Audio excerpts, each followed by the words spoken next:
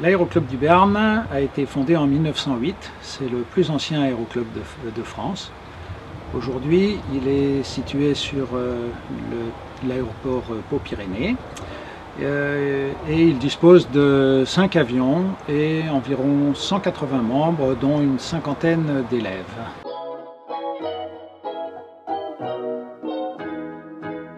Les formations que nous proposons sont bien entendu de la formation de base, pouvant conduire au brevet de pilote privé, mais également des formations complémentaires telles que le vol de nuit, le vol aux instruments et d'autres formations complémentaires.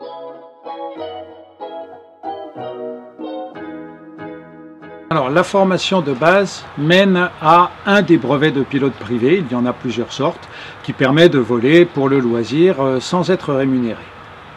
Les formations complémentaires que nous proposons peuvent permettre d'accéder à des niveaux plus élevés, mais à ce jour, l'aéroclub ne propose pas de formation au brevet de pilote professionnel, simplement des formations complémentaires au brevet de pilote privé qui peuvent aider à acquérir la qualification de pilote professionnel ultérieurement.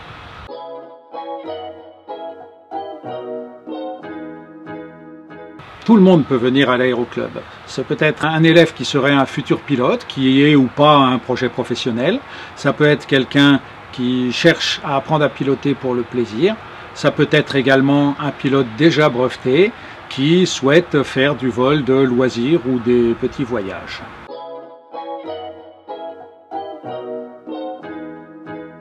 Les membres du conseil d'administration ne sont pas tous des pilotes professionnels. En revanche, ils sont pilotes, puisqu'ils sont membres du club. Et je ne l'ai pas dit, pour la formation, nous disposons de 12 instructeurs qui ne sont pas tous des pilotes professionnels, mais qui ont tous la formation d'instructeurs de vol pour apprendre le pilotage, enseigner le pilotage.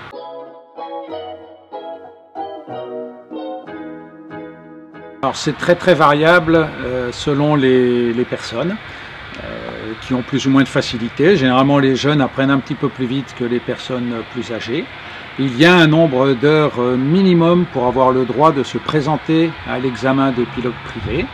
C'est 35 heures, mais pour beaucoup de gens, il faut davantage d'heures avant d'être prêt à se présenter à l'examen. J'ajoute qu'il y a également une partie théorique à cet examen qui est quelquefois considérée comme très difficile par beaucoup d'élèves.